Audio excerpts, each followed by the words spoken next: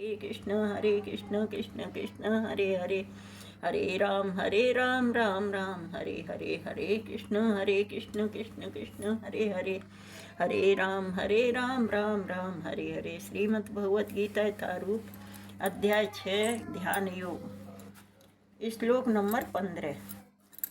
युज्यन्नेवं सदात्मानं योगी नियतमानसः शान्तिं निर्वाणपरं मां मत्संस्थामधिगच्छति। इस प्रकार शरीर मन तथा कर्म से मैं निरंतर संयम का अभ्यास करते हुए संयमित मन वाले योगी को इस भौतिक अस्तित्व की समाप्ति पर भगवत धाम की प्राप्ति होती है। तात्पर्य जगत गुरु श्रील प्रभुपाद जी महाराज की जय, गुरु महाराज की जय। अब योगाभ्यास के चरम लक्ष्य का स्पष्टीकरण किया जा रहा है। योगाभ्यास किसी भौतिक सुविधा की प्राप्ति के लिए नहीं किया जाता। इसका उद्देश्य तो भौतिक संसार से विरक्ति प्राप्त करना है।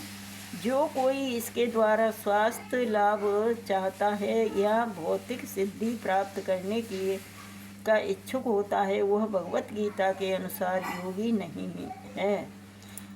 न ही भौतिक अस्तित्व की समाप्ति का अर्थ शून्य में प्रवेश है, क्योंकि यह कपोल कल्पना है। भगवान की सृष्टि में कहीं भी शून्य नहीं है। उल्टे भौतिक अस्तित्व की समाप्ति से मनुष्य भगवत धाम में प्रवेश करता है। भगवत गीता में भगवत धाम का भी स्पष्टीकरण किया गया है कि यह वह स्थान है जहाँ न सूर्य की आवश्यकता है, न चांद की, न बिजली की। आध्यात्मिक राज्य के सारे लोग उसी प्रकार से स्वतः प्रकाशित हैं जिस प्रकार सूर्य द्वारा एक यह भौतिक आकाश।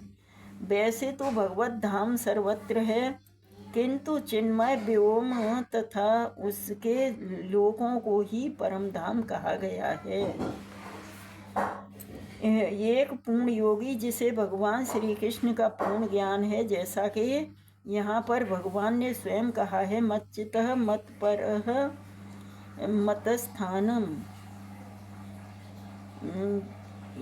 मतस्थानम वास्तविक शांति प्राप्त करता है और अंततो गत्वा श्री कृष्ण लोक या गौलोक वृंदावन को प्राप्त होता है। ब्रह्म संहिता में 5.37 में स्पष्ट उल्लेख हुआ है, गोलोक एवं निवसत्य खिलात्म भूतः।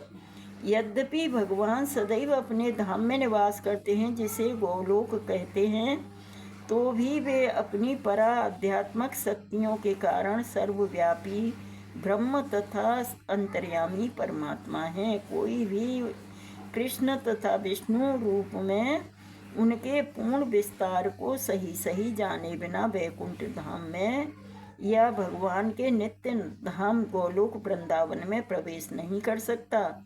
अतः कृष्ण भावना भावित व्यक्ति ही पूर्ण योगी है, क्योंकि उसका मन सदैव कृष्ण के कार्यकलापों में तल्लीन रहता है। स वै मनः के कृष्ण पदारविंदयो। वेदों में श्वेताश्वर उपनिषद में 3.8 में भी कहा गया है, तमेव विदित्वाति मृत्युमेति। केवल भगवान श्री कृष्ण को जानने पर जन्म तथा मृत्यु के पथ को जीता जा सकता है। दूसरे शब्दों में योग की पूर्णता संसार से मुक्ति प्राप्त करने में है, इंद्रजाल अथवा व्यायाम के कर्तव्यों द्वारा अबोध जनता को मूर्ख बनाने में नहीं। नात्यंस्रतस्तु योगोस्ति न चेकान्तमनस्रतः न चाति स्वप्नशीलस्य जाग्रतो नैव चार्जुन। हे अर्जुन, जो अधिक खाता है या बहुत कम खाता है, जो अधिक सोता है अथवा पर्याप्त नहीं सोता, उसके योगी बनने की कोई संभावना नहीं है। तात्पर्य जगत गुरु श्रील प्रभुपाद जी महाराज की जय, गुरु महाराज की जय। यहाँ पर योगियों के लिए भोजन तथा नींद के नियमन की संस्तुति की गई है। अधिक भोजन का अर्थ है शरीर अथवा आत्मा को बनाए रखने के लिए आवश्यकता से अधिक भोजन करना। मनुष्यों को मांसाहार करने की आवश्यकता नहीं है, क्योंकि प्रचुर मात्रा में अन्न, साग, फल, दूध उपलब्ध है। ऐसे सादे भोज्य पदार्थ भगवत गीता के अनुसार सतोगुणी माने जाते हैं। मांसाहार तो तमोगुणियों के लिए है।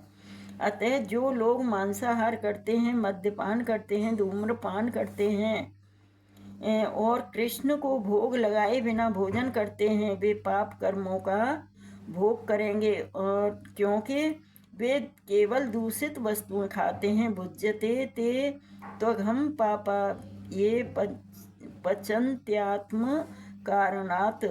जो व्यक्ति इंद्रिय सुख के लिए खाता है या अपने लिए भोजन बनाता है किंतु कृष्ण को भोजन अर्पित नहीं करता, वह केवल पाप खाता है। जो पाप खाता है वह नियत मात्रा से अधिक भोजन करता है। वह पूर्ण योग का पालन नहीं कर सकता।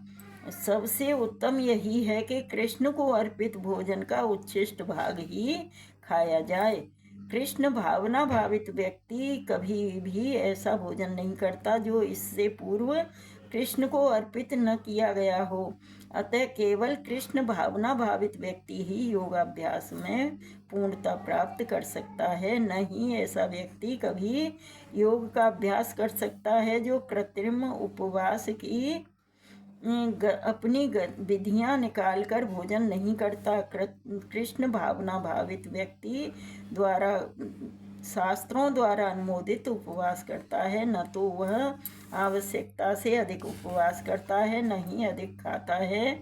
इस प्रकार वह योगाभ्यास करने के लिए पूर्णतः योग्य है। जो आवश्यकता से अधिक खाता है वह सोते समय अनेक स्वप्न देखेगा। अतः आवश्यकता से अधिक सोएगा। मनुष्य को प्रतिदिन 6 घंटे से अधिक नहीं सोना चाहिए। जो व्यक्ति 24 घंटों में से 6 घंटे से अधिक सोता है वह अवश्य ही तमोगुणी है।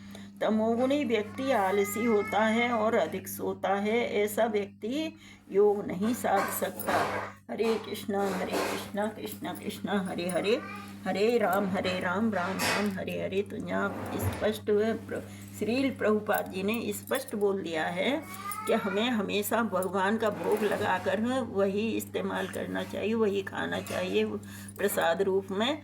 भगवान का प्रसाद खाते हैं तो हमारी बुद्धि सतोगुणी में रहती है और हमें भगवान ने प्रचुर मात्रा में अन्न, साग, फल, फूल जब सब कुछ दिया है खाने के लिए, तो हमें मांसाहार नहीं करना चाहिए, तमोगुणी वस्तुओं को नहीं खाना चाहिए, प्याज लहसुन नहीं खाना चाहिए। ये हमसे हम दूर रहेंगे तो हम सतोगुण को ग्रहण कर पाएंगे। तो सतोगुण में रहकर हमें जीवन यापन करना चाहिए। तमोगुणी वस्तुएं और जो तमोगुणी वस्तुओं को जो ग्रहण करता है वो इंसान अधिक सोता है। अधिक खाना उसे ही बताया है कि जो तमोगुणी वस्तुओं को नहीं खाना चाहिए। हमेशा ऐसी वस्तुएं खाना चाहिए जो भगवान को पसंद हैं। भगवान के आज्ञा अनुसार हम चलते हैं। तो जैसे एक पिता होता है, पिता की आज्ञा पर बेटा चलता है तो बेटा बहुत प्रिय लगता है पिता को।